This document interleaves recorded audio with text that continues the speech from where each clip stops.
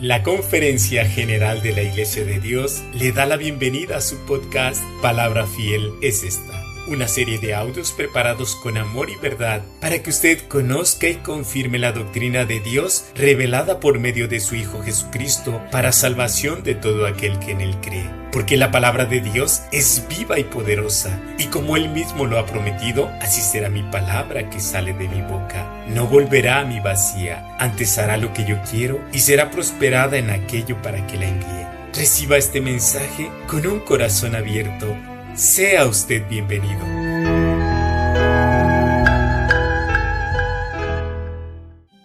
Amada Iglesia de Dios, le saluda a su hermano en Cristo, Diácono Macario López Andrés. Paz a vosotros.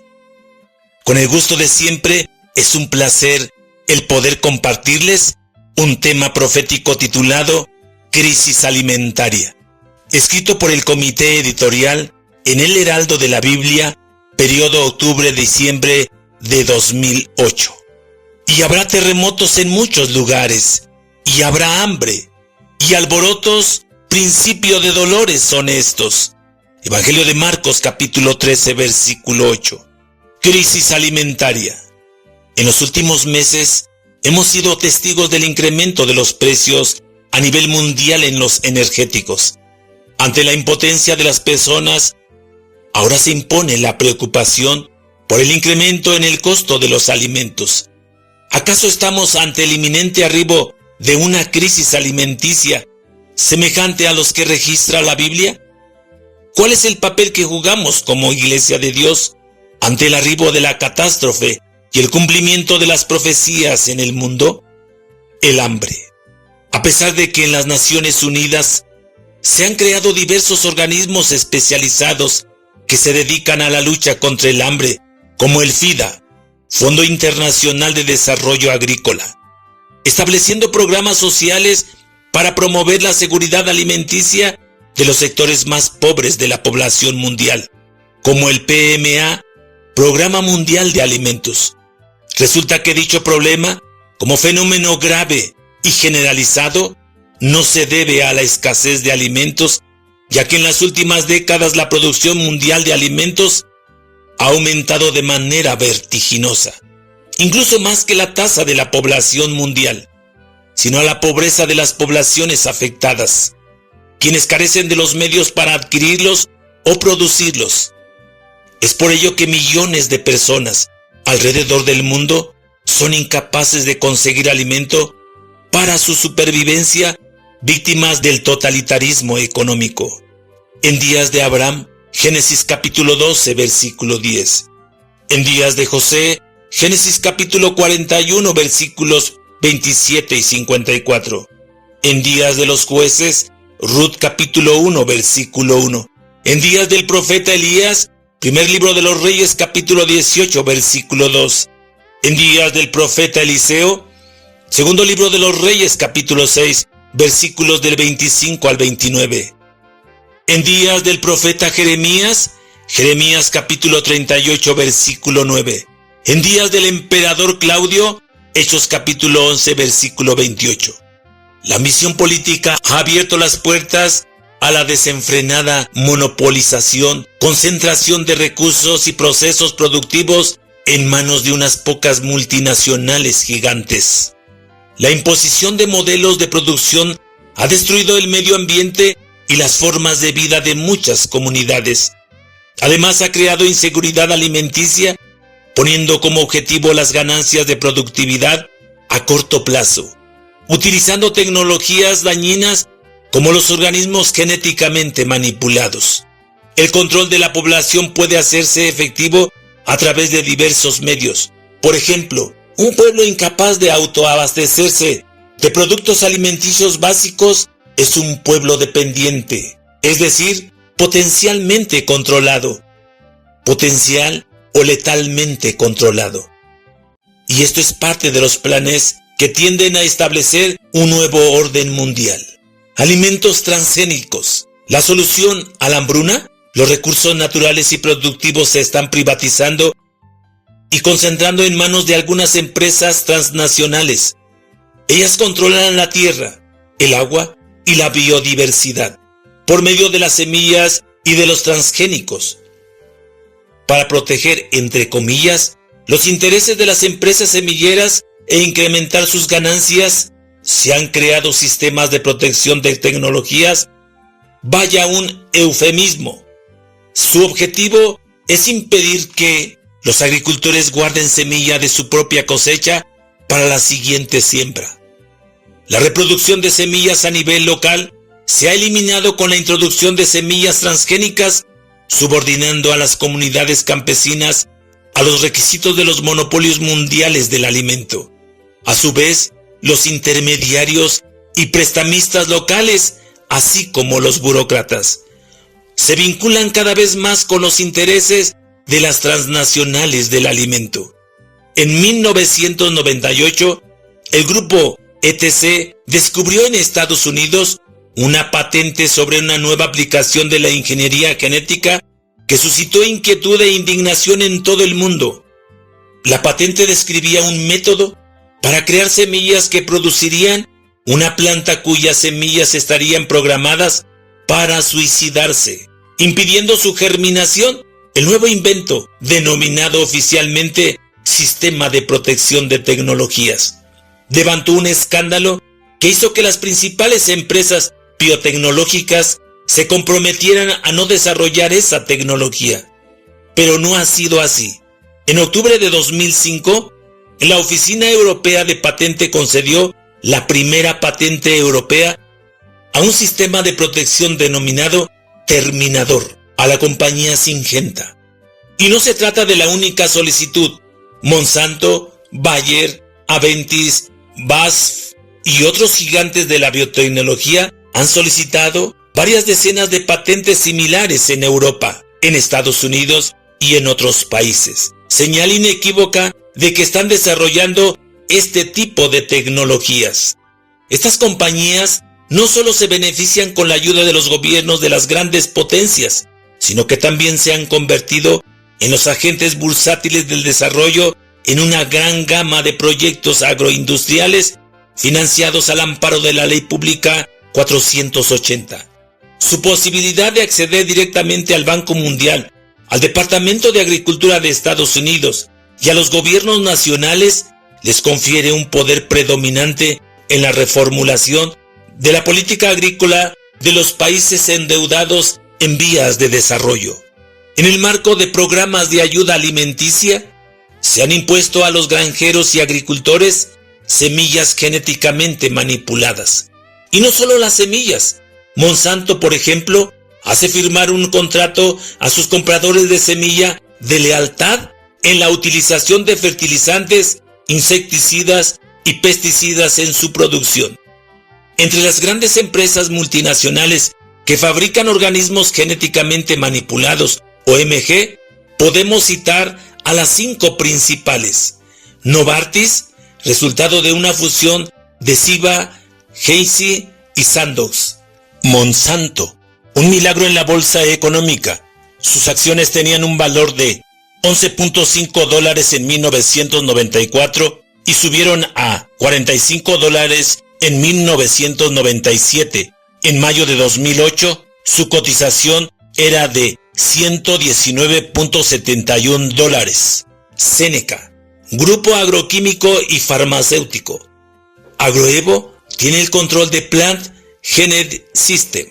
DuPont ha adquirido recientemente las empresas American Pioneer, Hybrid International y Technology International.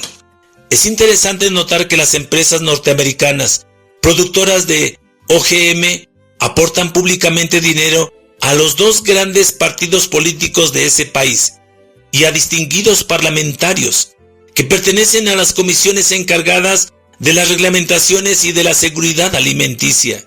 Como ejemplo de esto, vimos que la última investidura del expresidente Bill Clinton fue confinanciada por la empresa biotecnología Genentech, y en su discurso a la nación en 1997 elogió a la empresa Monsanto. ¿Con qué fin se ha creado la llamada Cámara Global de Semillas de Svalbard?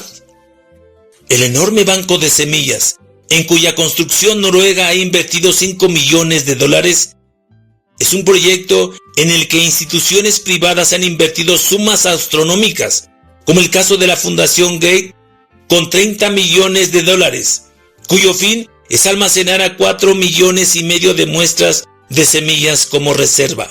El fenómeno migratorio. Muchos correrán de aquí para allá y la ciencia se aumentará.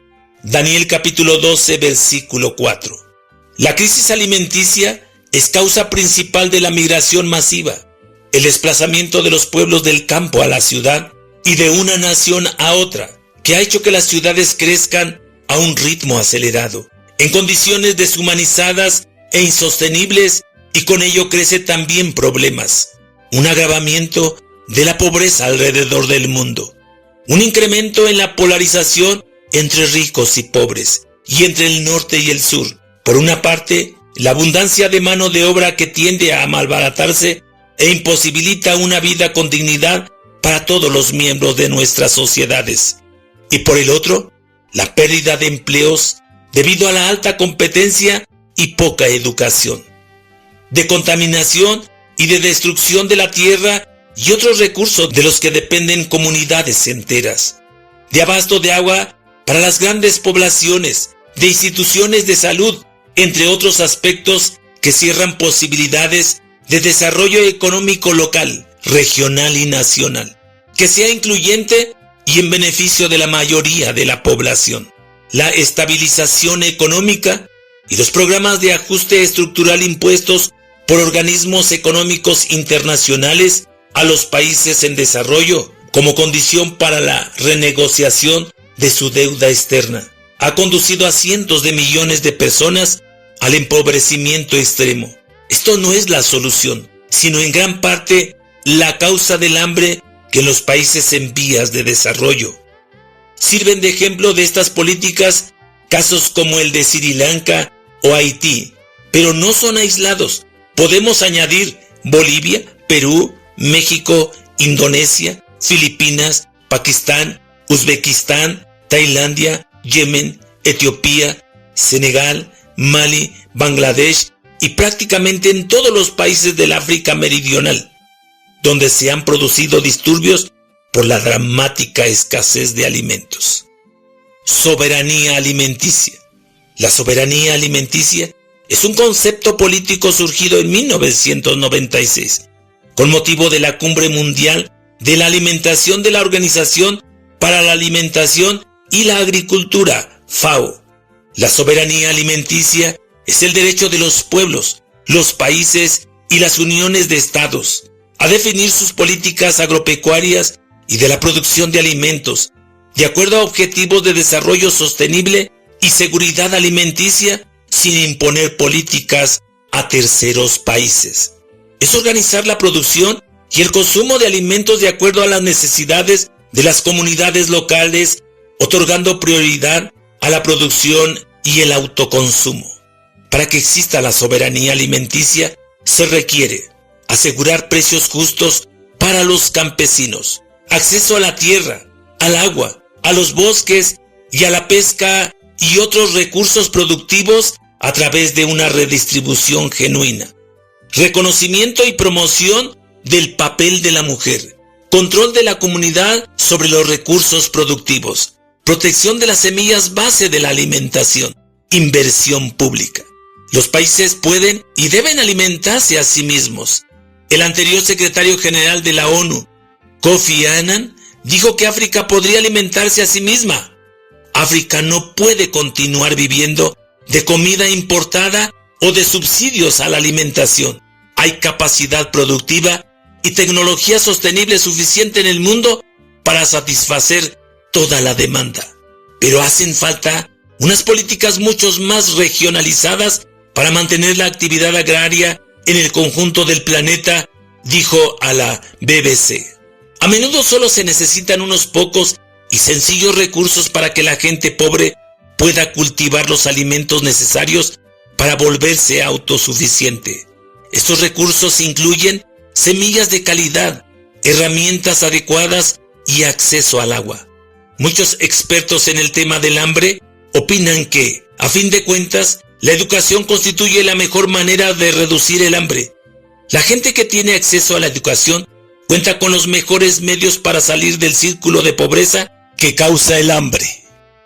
Los tiempos del fin. El ritmo de la tecnología y el progreso de la ciencia es engañoso. El comercio mundial de productos de tecnología de punta crece aceleradamente, pero de igual forma crece la competencia internacional en el orden político, económico y estratégico.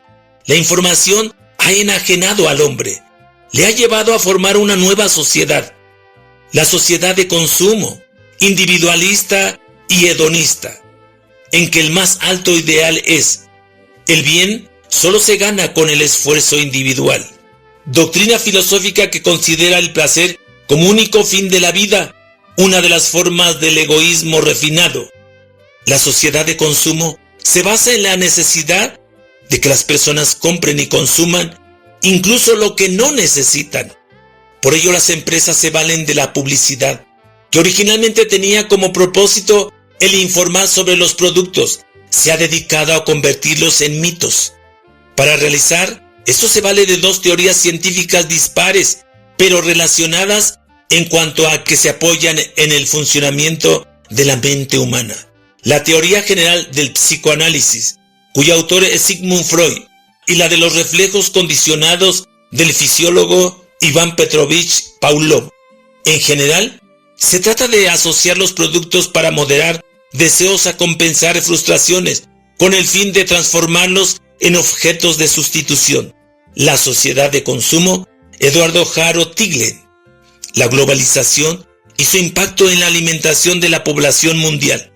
De manera inadvertida, ha pasado el impacto de la suma de decisiones individuales que a diario toman los pobladores del planeta en los supermercados de Pekín, Madrid, Río de Janeiro, Londres, Los Ángeles. Los hábitos alimenticios están cambiando y eso se lleva por delante economías enteras. Hace no tantos años, decisiones domésticas como estas, ¿con qué llenar la nevera?, apenas tenían impacto más allá de las fronteras. Hoy, la cadena de transmisión de la globalización hace que el impacto de la suma de decisiones individuales se sienta con fuerza en la otra punta del planeta. Y si el país es la Gran China, o las preferencias culinarias se extienden en un continente entero como el europeo, las consecuencias pueden llegar a ser devastadoras, como ha sucedido con la actual subida del precio de los alimentos. Una sociedad en decadencia. El irónico contraste marcado por nuestra civilización global se muestra en que, mientras un sector de la población mundial muere de hambre, el resto muere como consecuencia a su forma de vida ociosa y llena de excesos. La obesidad, diabetes, enfermedades cardíacas, colesterol, infartos, estrés y los trastornos y enfermedades sexuales. A esto hay que sumar el aumento de población, el cambio climático y la violencia, fuego contra fuego, hacia el terrorismo, cumpliéndose así literalmente la profecía de los 4 jinetes de Apocalipsis: guerra, peste, hambruna y muerte. Apocalipsis capítulo 6, versículos del 1 al 8. Y ante esta realidad, la mayoría de los hombres no buscan una respuesta en Dios, busca refugio y pone su esperanza en la ciencia o en las organizaciones mundiales como la ONU.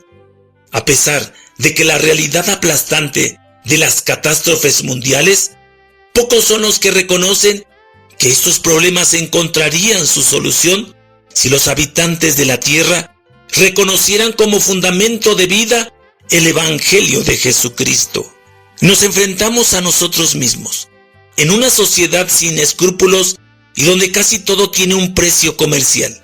Así como para los grandes productores agrícolas, lo único importante es la ganancia, a una costa de humanas vidas por falta de lo esencial. Si no tiene para pagar, no puede vivir. No se puede negar que esto colapsará la forma de vida que hemos elegido. Un día el sistema económico llegará a su fin. No puede seguir sustentando en la especulación de unos cuantos.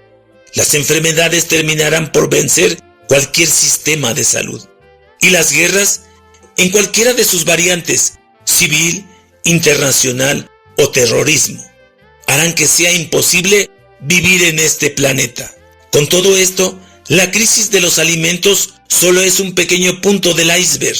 Es una consecuencia de nuestra necedad. Hemos cerrado los oídos a la verdad. Hablar de Dios como respuesta a los problemas planetarios parecerá a muchos un poco lejana de la realidad. Pero si prestáramos atención a lo que el Señor había anunciado ya desde hace muchos años, sabríamos que no respetar la naturaleza y sustentar nuestra existencia en una carrera por poseer cosas materiales nos está llevando a un callejón sin salida. Como si la vida del hombre consistiera en acumular bienes, arrebatando a su prójimo lo más esencial para subsistir. Es aquí donde el Evangelio de Jesús toma la trascendencia de respuesta universal a los sufrimientos del hombre. Amar al prójimo como a uno mismo, perdonar las ofensas, pagar a cada quien lo que es justo, poner la otra mejilla y amar a nuestros enemigos. No nos engañemos. Nadie está a salvo de la crisis de los alimentos, de las nuevas enfermedades, de las guerras, de los desplazados, de la contaminación. Por muy rico y poderoso que parezca todo ser humano, respira el mismo aire y circula sobre la misma tierra. Todos seremos llevados a juicio delante de nuestro Creador. Y ahí saldrán todas las maquinaciones del corazón, sean buenas o sean malas. Quizá sea una de las últimas oportunidades de escuchar la voz de Dios. Pensemos en las consecuencias de nuestros actos y el futuro próximo de nuestros hijos. Es el momento de buscar a Dios mientras puede ser hallado y mientras está cercano. Paz a vosotros, amados hermanos. Palabra fiel es esta. Le da las gracias por permitirnos llegar a su corazón y depositar la palabra de Dios que da sabiduría, fe y esperanza en todo tiempo para alcanzar vida eterna. Que Dios le bendiga. Paz a vosotros.